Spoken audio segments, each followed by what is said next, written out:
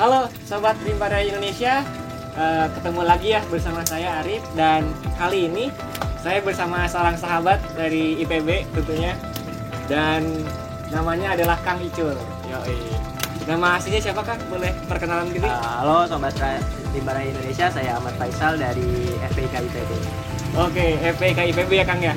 Dan sebenarnya Kang Ahmad ini biasa disapa dengan Kang Icul ya Kang ya? Iya, oleh kawan-kawan dekat biasanya Kang Icul. Oke, dan tentunya Kang Icul ini adalah Ketua Angkatan dari Manajemen Sumber Daya Perairan. Benar gak Kang? Iya, angkatan 54. Angkatan 54. Dan Sobat Rimba Raya Indonesia, sore kali ini kita akan membahas terkait tentang pencemaran laut Kang. Tentunya kan ini udah ada mahasiswa ya?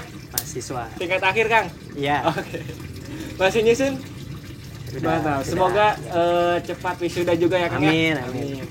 Oke Kang, terkait perikanan dan kelautan. Tadi kan disinggung ya terkait pencemaran laut nih.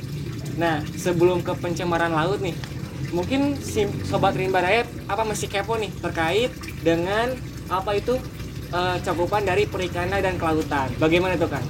Oke, buat Sobat Rimba Raya mungkin yang belum paham apa itu Fakultas Perikanan dan Ilmu Kelautan, ini merupakan salah satu studi yang fokusnya adalah di ilmu-ilmu di perikanan, perairan dan juga kelautan. Nggak cuma seperti yang kalian pikirkan perikanan itu ya kayak lele atau semacamnya, enggak, tapi cakupan studinya cukup besar ya kan pastinya. Perikanan itu kan salah satu salah satu sumber daya kelautan yang paling besar perikanan. Dan melihat Indonesia juga 2/3 wilayahnya kan merupakan laut. Jadi seharusnya perikanan ini menjadi salah satu ekonomi besar di Indonesia yang harus didorong. Tapi di Indonesia masih kurang. Baik. Mungkin kalau misalnya secara teori teman-teman bisa search Google lah ya biar lebih maksimal, atau mungkin bisa membaca-baca lah. Bisa. Tapi Kang, menurut Akang nih secara sederhana biar Sobat Rimba Raya tahu bagaimana sih menurut Akang terkait pencemaran laut saat ini. Waduh, pencemaran berat ya. Iya. Mari kita coba bahas ya sebagai sama-sama mahasiswa, kita bahas yang secara cakupan luarnya aja. Iya, boleh. Pencemaran di laut itu ada banyak jenisnya ya. Dari yang seperti kalian mungkin udah tahu, pencemaran laut itu seperti kayak sampah, minyak, industri, sampai hal-hal seperti polusi suara itu juga jadi salah satu masalah di laut gitu. Karena suara yang dihasilkan kapal itu bisa mengganggu mamalia ketika lagi bermigrasi, atau orientasi seksualnya juga bisa berubah gara-gara suara. Bahkan suhu dan air balas kapal juga berpengaruh. Tadi kapal? Ya. Ingat kapal api, ngopi dulu. Aduh, gitu ya. Oke Kang, tadi kan banyak sekali ya ternyata, bukan hanya dari suara ya Kang ya. Mungkin kalau kata Kang nih, bagaimana generasi milenial terhadap apakah menyumbang terkait pencemaran kah, atau bagaimana nih Kang generasi kita untuk ke depan? Kalau dari yang saya lihat ya, generasi milenial mungkin secara umum sudah cukup tahu lah apa itu pencemaran secara umum, pencemaran di laut juga. Dan ya harapan kami ya, gimana sih generasi milenial ini bisa menjaga laut gitu. Karena kan selain dari secara umum lah, kita generasi milenial pasti suka jalan-jalan dong. Iya kan. Kalau misalnya lagi ke pantai terus ada sampah, nggak suka dong. Ya minimal kita kalau misalnya jalan-jalan ke pantai, ke laut gitu, jangan buang sampah sembarangan. Hal terpenting, terendahnya itu yang bisa kita lakukan. Oke, siap. Berarti itulah ya harapan ke depan lah ya. Selain itu Kang, kan kita melihat nih pariwisata juga kan di laut. Tadi kan Akang bilang kalau kita ke pantai jangan lupa buang sampah harus pada tempatnya. Nah, tentunya saat ini kan sedang pandemi Covid nih Kang. Bagaimana menurut Akang nih, apakah ketika masa pandemi nih, apakah terjadi peningkatan pencemaran kah, atau malah penurunan terkait pencemaran laut ini? Oke. Secara umum sebenarnya kalau lagi pandemi gini, kita ngeliat pencemaran di laut atau benar Kang, suara apa ya? Suara apa? Ada kapal lagi. Ada kapal tadi ya? Ada. Pencemaran suara. Baik lagi nih. Di zaman pandemi ini, masa pandemi sebenarnya kalau misalnya lihat secara umum ya, pencemaran di laut itu berkurang. Karena ya kegiatan pariwisata berkurang, kegiatan industri berkurang, wisatawan domestik ataupun luar negeri juga kan berkurang.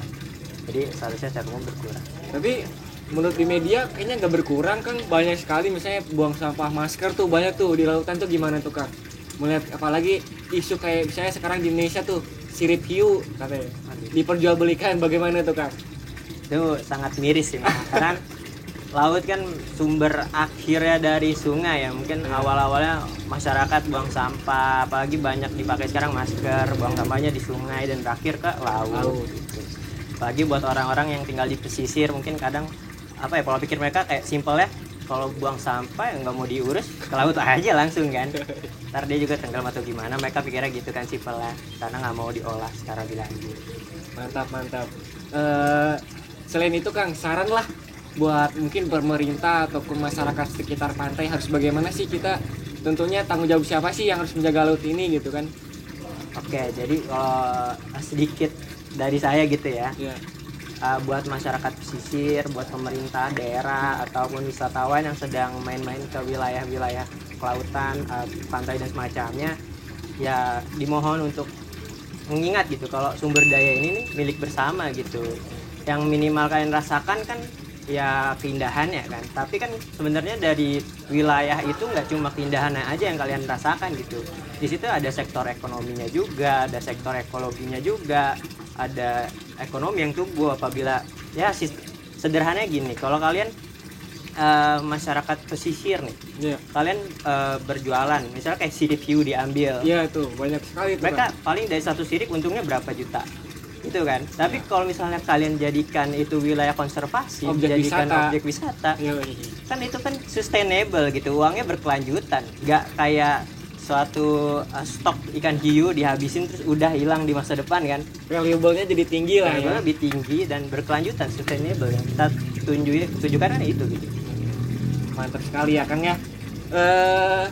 Closing statement lah buat Akang, buat apa, perikanan ataupun intinya tentang tadi kan pencemaran laut harus bagaimana lah untuk kita masyarakat dan tentunya kita sebagai mahasiswa nih untuk gerakan aksi nyata nih seperti Aksi apa nyata. nih. Oke, baik. Buat kalau masalah mahasiswa, aksi nyata yang bisa kita lakukan, misalnya kayak kita melakukan penanaman terumbu karang gitu, tanaman pohon mangrove, itu kan sebenarnya walaupun kita lihat sederhana, kita cuma menanam, tapi sebenarnya dampak ke ekologinya sangat besar. Sangat besar. Iya, karena mereka ini kan misalnya kayak mangrove itu tempat hatchery, tempat spawning itu memijahnya. Jadi ya sumbernya ikan-ikan di laut atau organisme yang di laut kan mereka beberapa sebagian besar itu tumbuhnya di mangrove gitu. Jadi ya dijagalah dengan baik, karena niat dari pemanasan global juga kan berpengaruh pada ekologi, dan ini juga berpengaruh berbanyak ke ekonomi kita juga gitu. Jadi harus dijaga baik-baik. Mantap. Berarti itulah ya teman-teman Rimba Raya tentunya yang ada di seluruh Indonesia, dan tentunya Sobat Rimba Raya ini banyak dari kalangan Kang. Ada dari kalangan SMA, mahasiswa, bahkan sampai pemuda. Dan tentunya kita sharing ngobrol di sini bersama Kang Icul ya. Ini sudah expert lah ya di bidangnya ya. Amin. Dia berbicara tentang based on experience ya. Ya. Tentunya. Sempat beberapa kali juga magang di tempatnya. Sempat magang juga. Mantap. Tapi menarik juga ya kalau ngeliat dari kawan Rimba Raya itu dari SMP, SD, SMA gitu ya. Semoga aja kawan-kawan di sini bisa memahami pentingnya bagaimana menjaga ekosistem, nggak cuma di darat tapi di laut juga, karena kan saling berkesinambungan. Baik Kang. Oke Kang, terima kasih sharing kali ini ya. Semoga apa yang tadi kita bicarakan, yang tadi Akang sebutkan ya, harus bagaimana terkait generasi milenial, terus pemerintah harus bagaimana, dan tentunya nih kita sebagai mahasiswa ataupun yang SMA ya Kang ya, bisa paham terkait gimana kita menjaga si ekosistem ini biar terus lestari. Karena untungnya buat ekonomi kita juga sebenarnya kan. Siap. Oke Kang, terima kasih ya Kang ya.